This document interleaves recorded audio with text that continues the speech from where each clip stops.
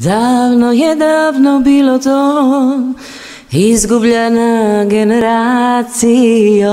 Ma super. Dosta. Pa da, dosta. Meni je tata reka da vrijeme ide puno brzo i da se zato on voli vraćat nazad.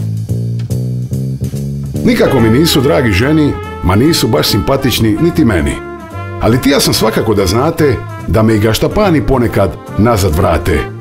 Naročito u ove litnje dane kada uvijek iznova naletim na gaštapane. A priča je davna i poprilično jednostavna. Naime, kad sam puno mlađi bija i kad bi se izvanka kasno vratija, čim bi u hodniku svitlo upalija, strava, podbio gaštapana, pocrnija i podrhtava. Počeli bi bižat na sve strane, a ja bi ih hvata i gazija te dane. Sjećam se kad sada, uvijek bi di koji nastrada. Jednostavno su mi onako živi bili poprilično gadljivi. Znam, grozan je i nehuman bija ovi zadnji stih, ali šta ću priznajem, ubija sa njih. No kad malo bolje razmislim i kad mozak kaj svitlo upalim, čak je i običnim gaštapanima prije bilo puno poštenije i ravnopravnije. Jer bilo je to jedno čisto nadmetanje u trci i brzini, snalažljivosti, refleksima i hitrini, a uz sve to milijardu buži u stanu omogućili bi gaštapanu da se bez problema može sakrit, pa i šlapa bi znala masu puta falit.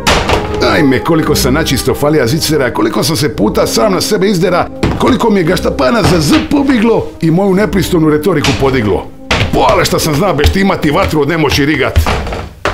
I sada, dajte odgovorite mi nakon ovoga poštenoga izlaganja moga, zar i gaštapanima onda nije bilo puno poštenije? Zar i oni nisu kaj čovjek izgubljeni, izigrani, razočarani, prevareni? Jer danas neki novi laminati i podovi, danas opasne tekućine i otrovi, danas gaštapan iz buže ne mora niti izlazit, sustav će ga odmah ugazit, put mu spriječit i život mu znječit.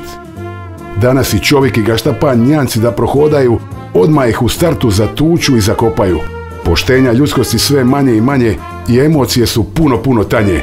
Jednostavno pometi sve, gaštapanizacija, nosi se ti tvoja izgubljena generacija.